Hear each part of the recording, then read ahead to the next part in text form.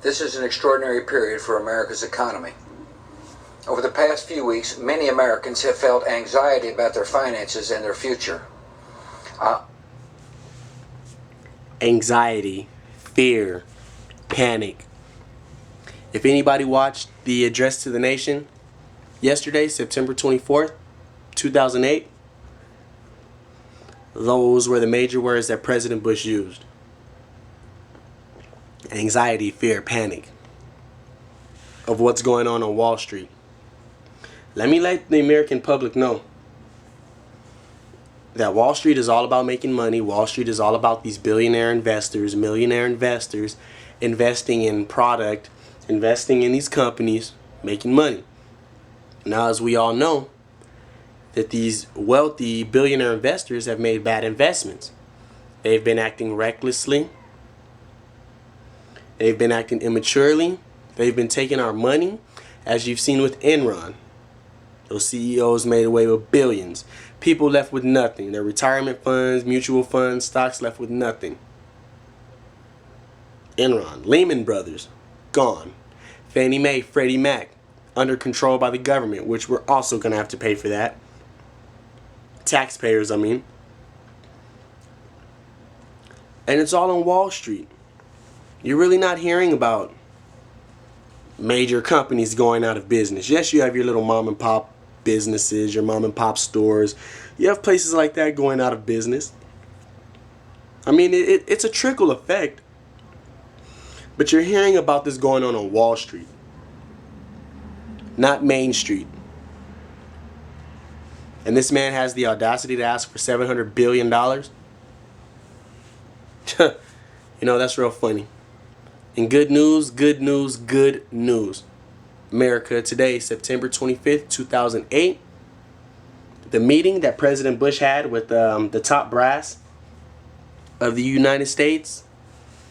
You know, the banking committee, Ben Bernanke, Henry Paulson, John McCain, Barack Obama. He had a meeting with the top brass, the lawmakers, the policymakers. You know what? They all sat up there today and they told him no. They told him that your plan for $700 billion is bullcrap. They told him it's BS. They said, hey, you know what? Go somewhere. Get out of here with that $700 billion. This plan that you have for $700 billion, number one, it doesn't state where the money is going to be allocated to. Number two, there's no taxpayer protection. You don't state how the taxpayer is going to be protected. And number three, President Bush, you only have 2 more months in office. You only have 2 more months in office, President Bush. So if this plan were to go bad, you're not going to be anywhere around. You're not going to be held responsible.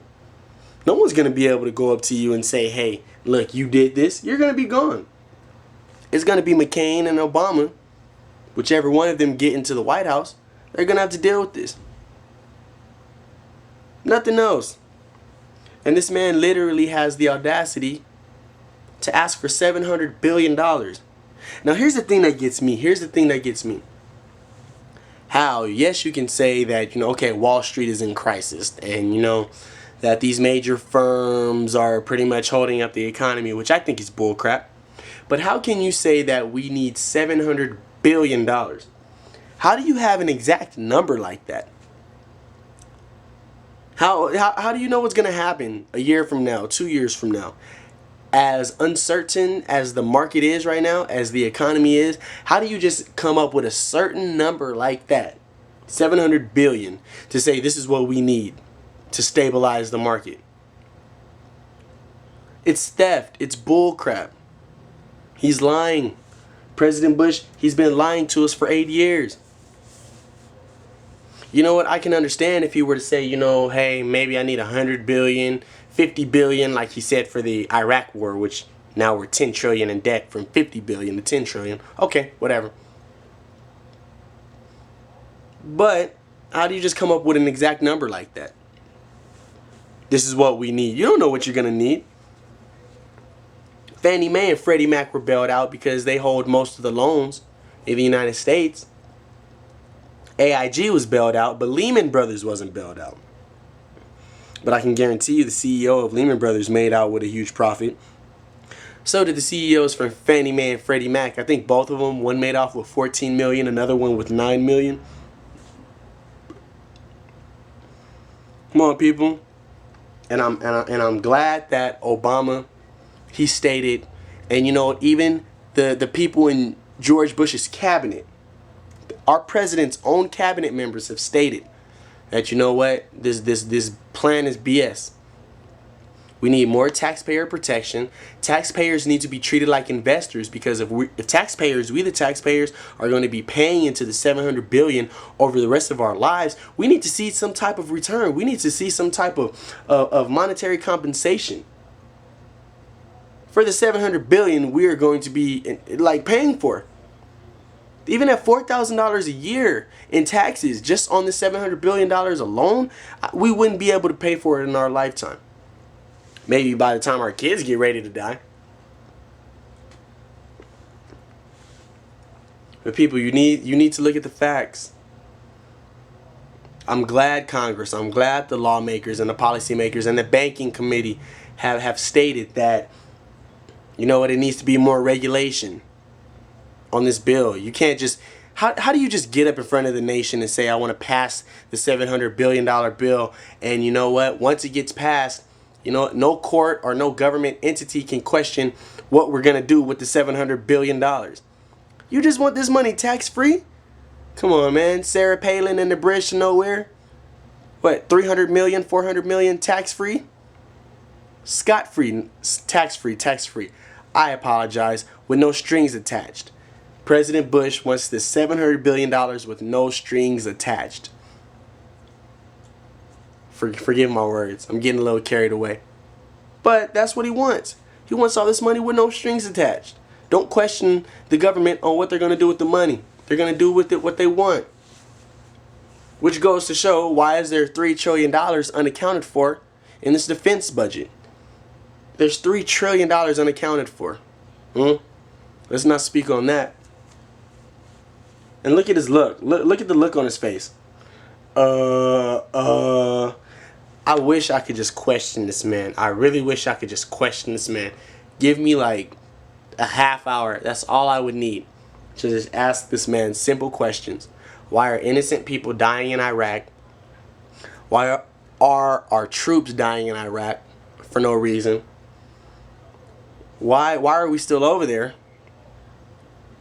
How come we haven't brought him home? And why is he signed an order, if people don't know, President Bush signed an order to deploy about 3,000 more troops over to Iraq by January. He won't even be in office, but the order is already in effect.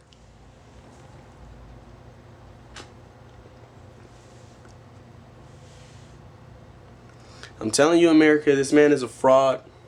He's been lying to us since day one. We need to recognize it. This plan will not work, like I've always said, and I'm glad that, you know, talks did not go good. And you know what, John McCain,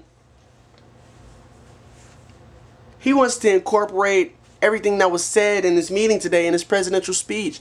He doesn't even want to do he doesn't even want to do the debate tomorrow. He doesn't. He doesn't want to debate anything. He wants to postpone it. Why does he want to postpone it? And Barack Obama said it best. If you're president, you need to be able to handle more than one task at once as president of the nation. Barack said it. He's had talks with Henry Paulson, Secretary of the Treasury. He went to this meeting. You know, he's going to have the debate tomorrow. You need to be able to do more than one thing at once if you're going to be president. America, it's time to wake up.